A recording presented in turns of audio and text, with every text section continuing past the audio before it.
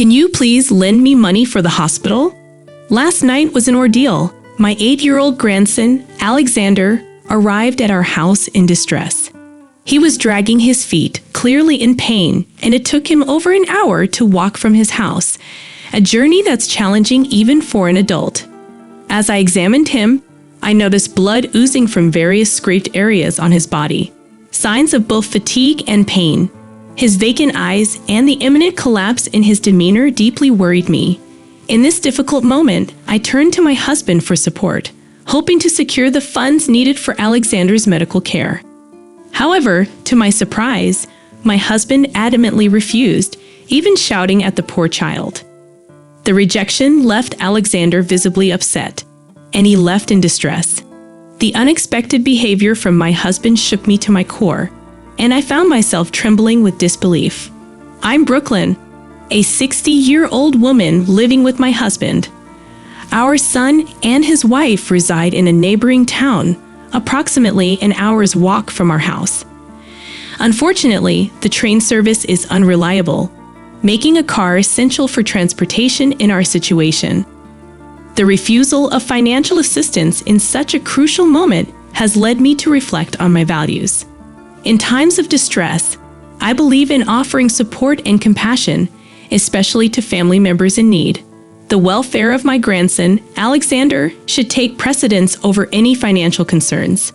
Despite the strain in our family relationships, my commitment to my grandson's well-being is unwavering. I am determined to provide the necessary support and care for Alexander's recovery. While facing unexpected challenges, I am reminded of the importance of empathy and understanding within a family unit. Family bonds should be a source of strength and solace. It is disheartening to witness a lack of compassion in moments of crisis. I firmly believe that extending a helping hand, especially in times of illness, reflects the true essence of familial love. Moving forward, my priority is Alexander's health and comfort. I will explore all avenues to ensure he receives the medical attention he requires, regardless of the financial constraints. My daughter-in-law, Hannah, is 6 years younger than my son, Carter, and they share an 8-year-old son named Alexander. Over the years, I've been actively involved in Alexander's life, taking care of him since he was a baby. Carter used to bring Alexander to our house frequently, creating moments of joy and connection within our family. However, Hannah's presence has been notably scarce during these visits. Despite her dedication to housework and child rearing, she rarely accompanied Carter and Alexander to our home. I expressed my desire for more family time, urging my son to bring them over more often. While Carter acknowledged Hannah's domestic skills and her attentive care for their family, her limited involvement in our shared moments left me longing for a stronger connection. In my values, family bonds are precious, and nurturing those relationships is a priority. I believe in fostering a sense of togetherness, where shared experiences contribute to a stronger familial foundation. Open communication and quality time spent together are essential components of building lasting connections. Despite my concerns, I chose not to interfere in Carter and Hannah's marriage. I believe that everyone has their way of navigating family life, and respecting their choices was crucial. However, tragedy struck when Carter's career took him overseas. His promotion, while a testament to his dedication, brought about a significant change in their family dynamic. Carter, deeply devoted to his family, wished to take them with him on his overseas assignment. Unfortunately, Hannah disagreed, citing Alexander's school and friendships as reasons not to uproot their lives. Carter, torn between his professional responsibilities and his love for his family, left for overseas alone, carrying the weight of a heavy heart. Alexander's visits to our house abruptly ceased. Despite my repeated requests to Hannah, she consistently provided excuses, leaving me concerned about Alexander's well-being and the strain on our family bonds. My values emphasize the importance of maintaining strong family ties and creating a supportive environment for the younger generation. As I navigate through these challenges, I find solace in my commitment to family unity and understanding. While the situation is undoubtedly difficult, I remain hopeful that our family can overcome these hurdles and rediscover the joy of shared moments. I hope that in time, we can bridge the gaps that have emerged, rekindling the warmth and closeness that define a thriving family. I continued to insist and begged Hannah on the phone to let us see Alexander, even for a moment. However, Hannah became angrier and started scolding me, expressing her discomfort about us monitoring her when my husband is not around. I clarified that I didn't mean to monitor her. I just wanted to see Alexander's face briefly at the entrance. Despite my explanation, Hannah insisted she didn't want that and threatened to tell Carter to scold me if I kept insisting. The call abruptly disconnected, and it seemed hopeless. My son had informed me through email that he was struggling with work and sleep in his new overseas assignment.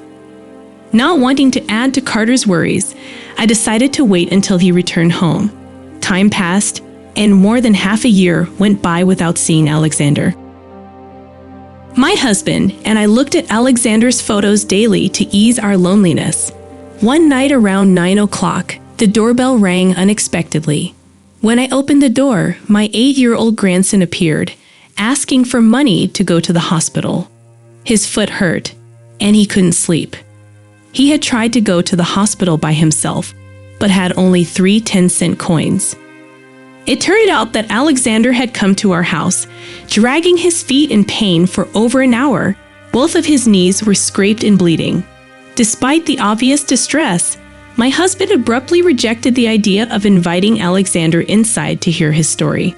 The incident with Edward had left me distressed and frustrated, especially given the cold attitude he displayed when our grandson, Alexander, was in trouble. Reacting impulsively, I grabbed Edward's sweatshirt and shook him, hoping to break through the apparent indifference. However, my efforts were abruptly halted as my husband forcefully pulled my hands away, his determined expression signaling an unexpected departure from the house. Recognizing the commotion I had caused, Alexander, in his distressed state, offered an apology and expressed his intention to go home. In response, I assured him not to worry about his grandfather, promising to take him to the hospital promptly. Determined to secure medical attention, I dialed for an ambulance and attempted to reach my daughter-in-law, Hannah, to no avail. After a tense 20-minute wait, the ambulance arrived, and Alexander was swiftly transported to a nearby hospital. The diagnosis revealed a fracture, and the medical team provided necessary treatment, advising rest for his recovery.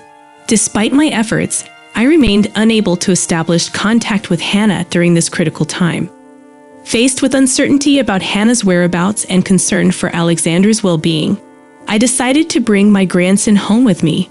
Back at our house, I sought to provide comfort to Alexander, preparing something warm to drink, recalling his preference for honey tea. As I engaged in this small act of care, Alexander approached me with a desire to talk. Alexander tearfully confided in me, revealing the shocking truth about his situation. My heart went out to him as he recounted his struggles, and I responded with a tight embrace, attempting to convey a sense of safety and reassurance. In that moment, my primary focus was on creating a supportive environment for Alexander, ensuring he felt heard and cared for. As we navigate through this challenging time, my commitment to Alexander's well-being remains unwavering. I recognize the importance of fostering an open and comforting space for him, allowing him to share his experiences and emotions.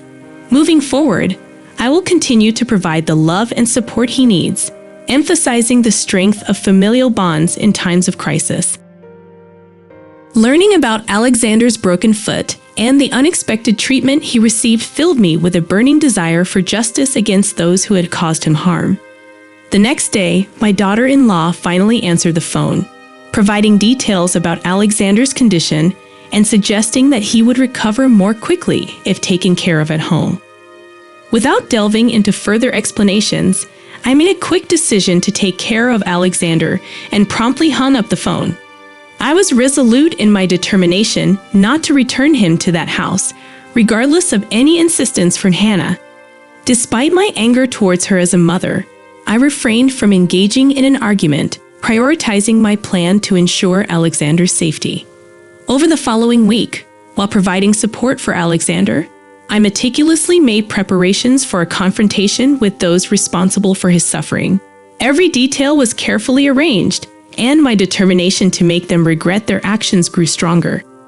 1 week after Alexander came to my house, I left him in the care of someone trustworthy and set out to confront my daughter-in-law's household.